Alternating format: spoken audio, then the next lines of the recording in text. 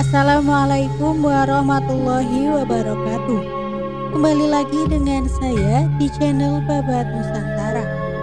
Kali ini saya akan membawakan cerita tentang Pangeran Samudra dan Ontrowulan Gunung Kemukus bersetubuh setelah terjadi serangan dari Kerajaan Demak, para bangsawan dan juga saudara-saudara Pangeran Samudra menyingkir untuk menyelamatkan diri dan akhirnya melarikan diri dari Kerajaan Majapahit. Begitu juga dengan Pangeran Samudra yang tetap teguh pada agama Siwa Buddha yang diyakininya. Bersama dengan Selir, raja yang terkenal cantik dan awet muda yaitu Dewi Ontrowulan, beserta para pengikutnya akhirnya juga ikut melarikan diri. Kisah tentang Pangeran Samudra dan ibu tirinya, Ontrowulan, adalah kisah yang melegenda. Cerita tentang Pangeran Samudra di Gunung Kemukus, Kabupaten Sragen, merupakan cerita rakyat yang masih berkembang dan hidup di masyarakat Kabupaten Sragen. Cerita Pangeran Samudra tidak hanya hidup dan berkembang di daerah Kabupaten Sragen saja, akan tetapi juga daerah ataupun wilayah-wilayah yang dekat dengan Kabupaten Sragen. Di antaranya yaitu Kabupaten Boyolali, Kabupaten Grobogan, Kabupaten Karanganyar, dan juga pada masyarakat pendatang yang bermukim di sekitar lokasi mitos cerita Pangeran Samudra itu sendiri. Cerita Pangeran Samudra merupakan cerita lisan yang cara penyebarannya dengan menggunakan sarana oral, yaitu dari mulut ke mulut. Karena proses penyebarannya secara lisan, maka tidak menutup kemungkinan adanya suatu perbedaan versi cerita dari tiap-tiap daerah. Perbedaan-perbedaan yang muncul diantaranya pada struktur cerita atau pada hal yang mereka mitoskan. Cerita Pangeran Samudra sangat terkenal. Pangeran Samudra yang dimitoskan oleh masyarakat Kabupaten Sragen dan juga wilayah-wilayah di sekitar Kabupaten Sragen mempunyai dimensi positif dan juga dimensi negatif. Sampai saat ini, cerita Pangeran Samudra pada umumnya dipersepsikan sebagai cerita yang mempunyai dimensi negatif. Dimensi positif atau pandangan positif dari mitos cerita Pangeran Samudra adalah bahwa berziarah di makam Pangeran Samudra adalah suatu kegiatan ritual yang mengandung nilai keutamaan, yaitu dengan mengingat jasa dan keluhuran jiwa yang diziarahi. Dengan harapan, apabila seorang berziarah di tempat tersebut, ia dapat mengambil hikmah dan keutamaan dari perilaku tokoh yang diziarahi tersebut. Dengan demikian, di kemudian hari nanti dalam mencapai cita-cita, jika menghadapi halangan maupun rintangan, baik fisik maupun gaib, akan mempunyai ketabahan dan keluhuran jiwa seperti yang diziarahi. Masyarakat setempat pada umumnya mengatakan kegiatan tersebut sebagai ngalap berkah pada yang diziarahi. Di samping dimensi positif, juga muncul dimensi negatif atau pandangan negatif dari masyarakat yang mempercayai mitos cerita Pangeran Samudra. Pandangan negatif dari mitos cerita Pangeran Samudra yaitu apabila seseorang ingin terkabul akan suatu hal yang diinginkan ataupun cita-cita, maka orang yang berziarah dan mengalap berkah harus berhubungan seks di lokasi mitos dengan lawan jenis yang bukan suami atau istrinya selama 7 kali dalam satu lapan atau 35 hari berturut-turut tanpa putus. Sampai saat ini, pandangan negatif ini masih dianut oleh masyarakat kebanyakan dan juga sekelompok orang yang diuntungkan dengan pandangan tersebut. Perbedaan-perbedaan pandangan yang ada sudah barang tentu akan memunculkan perbedaan kepercayaan dan perbedaan cerita. Mulai dari sinilah, dengan berpegang pada perbedaan-perbedaan pandangan yang muncul, maka akan muncul suatu versi cerita mengenai mitos cerita Pangeran Samudra. Versi-versi mitos cerita tersebut meliputi cerita versi masyarakat Kabupaten Sragen, cerita versi masyarakat Kabupaten Boyolali, cerita versi masyarakat Kabupaten Grobogan, cerita versi masyarakat Kabupaten Karanganyar, dan cerita versi masyarakat pendatang yang bermukim di lokasi mitos cerita Pangeran Samudra. Mitos cerita Pangeran Samudra menurut versi Kabupaten Sragen dimitoskan sebagai putra Raja Majapahit terakhir bernama Brawijaya V yang terlahir dari ibu selir Ontrowulan. Ketika kerajaan Majapahit runtuh, Pangeran Samudra tidak ikut melarikan diri seperti saudara-saudaranya yang lain, namun justru diboyong ke Demak Bintoro oleh Sultan Demak dan belajar agama Islam kepada Sunan Kalijaga. Setelah dirasa cukup ilmunya, Pangeran Samudra diutus untuk berguru kepada Kiai Ageng Gugur di daerah Gunung Lawu. Di Gunung Lawu, ia menyelesaikan pendidikannya dengan baik. Sampai tiba saatnya ia pulang ke Demak. Dalam perjalanan pulang, ia didampingi oleh 2 orang abdinya dan selalu menyebarkan agama Islam di setiap tempat yang disinggahinya. Dalam perjalanan pulang itulah Pangeran Samudra jatuh sakit dan akhirnya meninggal dunia. Mendengar kabar kematian putranya, Ontrowulan memutuskan untuk mengunjunginya. Setelah sampai di lokasi tempat Pangeran Samudra dimakamkan, Ontrowulan langsung merebahkan diri di pusara makam. Kemudian terjadi dialog secara gaib. Dalam dialog secara gaib, Pangeran berpesan pada ibunya, kalau ingin bertemu dengannya, terlebih dahulu harus menyucikan diri di sebuah sendang. Usai menyucikan diri, tubuh Ontrowulan hilang atau muksa, entah kemana. Mitos cerita Pangeran Samudra menurut versi Kabupaten Boyolali, yaitu pada masa akhir kerajaan Majapahit, yaitu ketika diperintah oleh Brawijaya V mendapat serangan dari kerajaan Islam Demak yang dipimpin oleh Raden Patah. Dalam serangan tersebut, Majapahit terdesak dan banyak bangsawan yang menyingkir ke daerah-daerah lain untuk mencari perlindungan. Namun, salah seorang putra Brawijaya yang bernama Pangeran Samudra dengan ibu tirinya yaitu Raden Ayu Ontrowulan, istri selir Brawijaya, tidak menyingkir. Mereka justru datang ke Demak dan menyatakan bergabung dengan kerajaan Demak. Kedatangan Pangeran Samudra dan Raden Ayu Ontrowulan diterima dengan senang hati oleh Raden Patah. Selanjutnya, Pangeran Samudra diperintah untuk mencari saudaranya yang dahulu melarikan diri.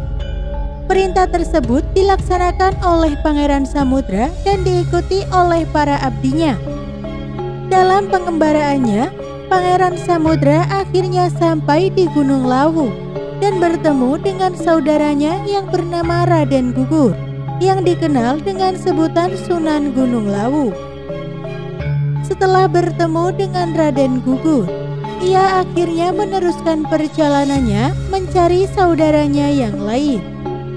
Akan tetapi, setelah beliau sampai di desa Kemukus, beliau jatuh sakit. Kemudian, ia menyuruh abdinya untuk menyampaikan berita perihal sakitnya kepada ibunya.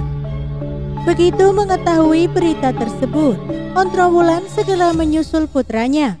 Akan tetapi, sebelum sampai pada tujuan, Ontrowulan mendengar kabar bahwa Pangeran Samudra telah meninggal. Setelah sampai pada tempatnya, ternyata benar bahwa Pangeran Samudra telah meninggal dunia. Namun Ontrowulan tidak boleh melihat jenazah Pangeran Samudra sebelum bersuci dahulu. Akhirnya, Ontrowulan melakukan sesuci di sebuah sendang di kaki gunung. Setelah sesuci, Ontrowulan membuka kain kafannya dan beliau mengetahui bahwa jenazah itu benar-benar anaknya. Seketika itu juga ia pingsan. Setelah siuman, beliau berpesan apabila ia meninggal dunia, maka jenazahnya akan dikuburkan satu liang lahat dengan Pangeran Samudra. Kemudian ia meninggal. Mitos cerita Pangeran Samudra menurut versi Kabupaten Karanganyar yaitu sebagai berikut. Pangeran Samudra adalah seorang putra Raja Majapahit 20 terakhir, bernama Brawijaya V, yang terlahir dari ibu selir Ontrowulan. Ketika kerajaan Majapahit runtuh, Pangeran Samudra tidak ikut melarikan diri. Akan tetapi, beliau bersama ibunya ikut diboyong ke kerajaan Demak. Selama ia di Demak, ia mendapatkan bimbingan ilmu dari Sunan Kalijaga. Dirasa cukup, Pangeran Samudra diperintahkan untuk berguru kepada Kiai Gugur dengan ditemani 2 abdi. Selain itu, ia juga diperintahkan untuk menyatukan saudara-saudaranya yang telah hilang. Selama berguru, Pangeran Samudra tidak mengetahui bahwa Kiai Gugur adalah kakaknya. Setelah menguasai ilmu yang diajarkan, barulah Kiai Gugur menceritakan jati dirinya. Pangeran Samudra terkejut mendengar akan hal itu, dan akhirnya Kiai Gugur bersedia dipersatukan kembali dan ikut ke Demak.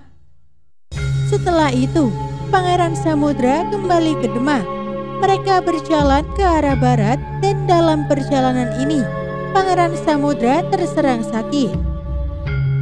Perjalanan pun diteruskan, akan tetapi sakitnya semakin parah. Kemudian Pangeran Samudra memerintahkan salah seorang abdinya untuk mengabarkan kondisi Pangeran Samudra pada Sultan Patah. Setelah mendengar kabar itu, Sultan memerintahkan pada abdi tersebut untuk kembali ke tempat Pangeran Samudra. Akan tetapi, Pangeran Samudra telah meninggal. Selanjutnya, atas petunjuk dari Sultan, maka jasad Pangeran Samudra dimakamkan di sebuah perbukitan tak jauh dari tempat meninggalnya Pangeran Samudra. Mitos cerita Pangeran Samudra menurut versi Kabupaten Grobogan dimitoskan sebagai salah seorang putra Raja Majapahit terakhir bernama Brawijaya V yang terlahir dari ibu selir Ontrowulan. Ketika kerajaan Majapahit diperintah oleh Brawijaya V mendapat serangan dari kerajaan Demak yang dipimpin oleh Raden Patah. Pada waktu terjadi serangan tersebut, kerajaan Majapahit terdesak dan akhirnya runtuh. Kemudian, para bangsawan dan juga saudara-saudara yang lain dari Pangeran Samudra menyingkir dan melarikan diri dari kerajaan. Begitu juga dengan Pangeran Samudra yang tetap teguh pada agama Shiva Buddha yang diyakininya. Bersama dengan ibunya yaitu Dewi Ontrowulan beserta para pengikutnya akhirnya juga ikut melarikan diri. Setelah berjalan cukup jauh, akhirnya Pangeran Samudra dan Ibu Ontrowulan beserta para pengikutnya sampai pada suatu tempat yang agak berbukit, dan mereka beristirahat sejenak di bukit tersebut. Pada waktu istirahat di bukit tersebut, Pangeran Samudra melihat suatu keanehan pada bukit tempat ia beristirahat. Di atas bukit tersebut, tampaklah kabut-kabut hitam seperti asap atau kukus. Berhubung bukit tersebut belum ada namanya, maka sesuai dengan amanat Pangeran Samudra, bukit itu diberi nama Kemukus. Akhirnya, Kemukus dijadikan tempat persembunyian terakhir Pangeran Samudra dan Ibu Ontrowulan. Selama di tempat persembunyian, yaitu Kemukus, Pangeran Samudra menderita sakit, dan Ibu Ontrowulan sangat sedih melihat kondisi anaknya tersebut. Lama-kelamaan, sakit yang diderita Pangeran Samudra sudah tidak bisa diharapkan untuk membaik dan jauh dari kemungkinan untuk sembuh. Melihat kondisinya semakin parah, Pangeran Samudra akhirnya berpesan pada ibunya bahwa jika ia meninggal, maka jasadnya agar dikuburkan di Bukit Kemukus. Akhirnya ia pun meninggal dunia. Setelah mengetahui anaknya meninggal dunia, maka Ibu Ontrowulan seketika itu juga pingsan. Kemudian setelah siuman, beliau berpesan apabila beliau meninggal, maka jenazahnya agar dikuburkan dalam satu liang lahat dengan Pangeran Samudra. Akhirnya ia meninggal dunia di tempat itu juga. Mitos cerita Pangeran Samudra menurut versi masyarakat pendatang sampai sekarang juga masih dipercayai dan dilestarikan keberadaannya. Namun cerita versi ini lebih cenderung mengarah pada cerita yang menggunakan idiomatik seks. Dikisahkan bahwa Pangeran Samudra adalah seorang pangeran yang kasmaran dan jatuh cinta pada ibu kandungnya sendiri, yaitu Raden Ayu Ontrowulan. Hubungan cinta antara anak dan ibu ini terus berlanjut sampai beberapa waktu lamanya. Tidak disangka, akhirnya hubungan asmara gelap itu terbongkar oleh ayah Pangeran Samudra, yaitu Prabu Brawijaya V, hingga membuatnya murka. Pangeran Samudra kemudian diusir dari istana. Dalam kesedihannya, Pangeran Samudra kemudian melanglang buana ke berbagai daerah dan akhirnya sampai di suatu desa yang bernama Kemukus. Tak lama kemudian, sang ibunda menyusulnya ke Gunung Kemukus untuk melepaskan kerinduan. Setelah lama tidak bertemu, timbullah hasrat dalam benak mereka untuk melakukan hubungan intim. Namun sial, belum sempat mereka melakukan hubungan intim, penduduk sekitar memergoki mereka berdua, dan akhirnya penduduk merajamnya secara beramai-ramai. Sebelum menghembuskan nafas yang terakhir, Pangeran Samudra sempat berpesan, barang siapa yang dapat melanjutkan hubungan suami istrinya yang sempat tidak terlaksana, maka akan terkabul semua permintaannya. Adapun ucapannya, baiklah, aku menyerah. Tetapi dengarlah sumpahku, siapa yang mau meniru perbuatanku, itulah yang menebus dosaku, dan aku akan membantunya dalam bentuk apapun. Hingga akhirnya keduanya meninggal dunia. Keduanya kemudian dikuburkan dalam satu liang lahat di gunung itu juga. Berbagai perbedaan dimensi dan pandangan yang mengakibatkan terjadinya pro dan kontra mengenai mitos cerita Pangeran Samudra, serta berbagai versi cerita yang tumbuh dan berkembang, sehingga menjadi mitos cerita Pangeran Samudra tersebut masih dimitoskan sampai sekarang. Dan muncullah tradisi-tradisi serta tingkah laku masyarakat yang mencerminkan dari mitos tersebut, yang sampai saat ini masih dipercaya oleh masyarakat. Maka mitos cerita Pangeran Samudra sangat perlu dan menarik sekali untuk diteliti dan dikaji. Alasan lain yang menyebabkan mitos cerita ini menarik untuk diteliti, yaitu mengenai ritual berhubungan seks. Di Gunung Kemukus, sampai saat ini masih beredar mengenai pandangan bahwa jika ingin ngalap berkah di makam Pangeran Samudra dan mencari kekayaan secara gaib, harus berhubungan seks terlebih dahulu.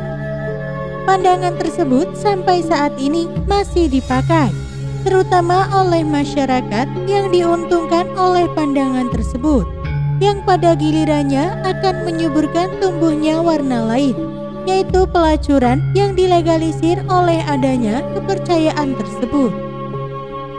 Hal itu dapat disaksikan dengan banyaknya warung remang-remang yang tidak hanya menyediakan tempat menginap bagi para peziarah, akan tetapi juga fasilitas seks berikut para pelacurnya. Sangat disayangkan, dalam beberapa sejarah lisan dan legenda yang berkembang, Narasi yang menyimpang dengan membuat latar sejarah yang berbeda tentang sang pangeran dan ibu tirinya. Disebutkan bahwa Pangeran Samudra terlibat cinta terlarang dengan Nyai Ontrowulan yang bernarasi mesum, hingga mereka mati dirajam oleh warga setempat. Dari sini, barangkali ritus seks di Gunung Kemukus berkembang. Muncul pandangan untuk mencari berkah dari bentuk pesugihan yang dinamakan ritual ngalap berkah. Ritus ini mendorong masyarakat melakukan ritual badan dengan sesama peziarah yang bukan istri atau suaminya. Lebih ekstrim lagi, ritual yang dilakukan di sekitar pusara yang dipercaya sebagai tempat peristirahatan terakhir Pangeran Samudra. Disebutkan bahwa para pengunjung makam Pangeran Samudra harus melakukan ritual berhubungan intim dengan lawan jenis. Tak tanggung-tanggung, ritus ini dilakukan dengan yang bukan istri atau suaminya. Ritus berlangsung selama 7 kali dalam satu lapan atau sekitar 35 hari. Legenda muram bernarasi mesum ini telah mengubah pola pikir masyarakat dalam memandang Gunung Kemukus. Meski demikian, pemerintah telah berupaya mengurangi ritus menyimpang ini dan memugar bagian yang muram dari situs bersejarah ini. Ketika membuka busana dan menggerai rambutnya, kembang-kembang hiasan rambut Dewi Ontrowulan terjatuh. Lalu, di kemudian hari tumbuh menjadi pohon nogosari. Seusai mandi di Sendang, Dewi Ontrowulan segera naik ke bukit untuk bertemu dengan Pangeran Samudra. Dia menyadari betapa besar rasa cinta dan kerinduannya kepada Pangeran Samudra. Siapapun yang meminta berkah di makam Pangeran Samudra, hendaklah semangatnya seperti orang yang sedang dilanda asmara. Bermula dari pesan gaib itu, muncul pemahaman keliru yang mengharuskan pelaku tirakat berhubungan badan sebagai syarat tirakatnya. Hubungan badan itu pun juga harus dilakukan dengan pasangan yang bukan muhrimnya. Padahal yang dimaksud dalam pesan gaib itu adalah semangat pelaku tirakat yang datang ke makam Pangeran Samudra diharapkan seperti semangat orang yang ingin mendatangi kekasihnya. Kalau mau berziarah ke makam Pangeran Samudra, tekadmu harus kuat dan hatimu harus senang. Senangnya seperti kamu menghampiri selingkuhanmu. Nah, dari cerita bertutur dari mulut ke mulut itu, berkembanglah wisata esek-esek di komplek makam Pangeran Samudra yang berlokasi di Desa Pendem, Kecamatan Sumberlawang, Kabupaten Sragen. Cerita hayal yang berkembang bahwa Pangeran Samudra selingkuh dengan ibu tirinya, Nyi Ontrowulan, atau istri selir dari Raja Brawijaya V, menjadi bumbu penyedap dan daya tarik seseorang untuk mengikuti ritual esek-esek bersama selingkuhannya di daerah yang dikenal dengan sebutan Gunung Kemukus itu. Apalagi ditambah testimoni orang-orang yang berhasil kabul kajate, menjadi orang kaya dan atau naik pangkat setelah melakukan ritual bersama demenan atau perempuan yang bukan istrinya. Meski di tempat terbuka, di atas rumput, pakai alas tikar atau koran, atau di gubuk bambu, mereka sangat menikmati ritual esek-esek bersama perempuan lain yang bukan pasangan hidupnya. Mereka merasa aman dan nyaman karena tempat itu jauh dari jangkauan dan gelap. Untuk menuju puncak Gunung Kemukus, tempat Pangeran Samudra dimakamkan, seseorang harus menyeberang sungai dengan naik perahu atau geteng yang disediakan warga setempat. Kalaupun tidak menyeberang sungai, harus jalan melingkar mengitari dataran tinggi desa tersebut. Bagi laki-laki yang tidak membawa demenan, bisa mengambil perempuan yang menjajakan diri di tempat itu. Nah, disitulah lalu berkembang praktek pelacuran terselubung di Gunung Kemukus. Lantaran aman, nyaman, nikmat, dan Nyenengke. Banyak orang yang datang ke situ, terutama dari Jawa Barat. Tujuannya golek lambaran atau penglarisan, selain menikmati ritual esek-esek. Biasanya, orang mau kaya, mau naik pangkat, itu tirakat dulu. Puasa, kelakoni rekoso. Tapi di sini kok malah seneng-seneng. Andum katresnan, sopo sing ora pingin. Sebenarnya, munculnya ritual seks bebas itu karena adanya miskomunikasi atau kesalahan menangkap pesan. Sebab yang memberi pesan orang Jawa, sementara yang menerima pesan orang Sunda. Yang memberi pesan bilang, senenge koyo marani demenan. Itu maksudnya seneng banget. Atine seneng banget, koyo meh marani demenan. Tetapi pesan itu ditangkap beda. Kalau ziarah ke Pangeran Samudra, Gowono atau bawalah demenan. Kini Gunung Kemukus yang jaraknya sekitar 30 km dari kota Solo sudah berbeda. Kawasan yang sebelumnya dikenal sebagai tempat ritual seks bebas berjamaah itu kini menjadi destinasi wisata religi yang tenang. Di kawasan itu dibangun anjungan yang cukup luas di pinggir kali yang sangat bagus dan menarik, disertai menara dan lampu-lampu. Pengunjung yang berwisata juga tidak perlu repot-repot naik perahu atau geteh untuk menyeberang kali menuju Gunung Kemukus karena sudah dibangun jembatan yang cukup panjang. Bagi yang ingin berziarah, akses jalan yang mendaki menuju makam Pangeran Samudra di puncak Gunung Kemukus juga sudah diperbaiki. Di kompleks makam juga dibangun joglo sehingga tampak berwibawa. Dibangun pula banyak pendopo, gazebo atau selasar untuk istirahat para peziarah. Masih cukup banyak orang yang berziarah ke makam Pangeran Samudra, terutama kalau hari pasaran malam Jumat Pon. Kalau sudah hari biasa, rata-rata 50 hingga 100 orang. Kalau hari pasaran bisa mencapai ribuan. Para peziarah dari berbagai daerah. Ada yang datang ke sini benar-benar ziarah untuk berdoa dan biasanya rombongan. Ada pula yang nyenyubun. Kita tidak melarang. Itu keyakinan mereka masing-masing. Cerita di atas dapat memberikan pengetahuan pada masyarakat mengenai asal mula tumbuh dan terjadinya pohon nagasari yang konon hanya dapat tumbuh di sekitar kompleks makam Pangeran Samudra di Gunung Kemukus. Kehadiran Pangeran Samudra yang terkait dengan kejadian-kejadian yang telah disebutkan dan diceritakan di atas dapat menunjukkan bahwa mitos cerita tersebut memberikan pengetahuan kepada seluruh masyarakat bahwa asal-usul suatu benda dapat dilihat dan diketahui dari mitos cerita. Demikian apa yang dapat saya sampaikan. Kurang lebihnya mohon maaf. Tetap dukung channel kami dengan cara klik like, komen, dan subscribe.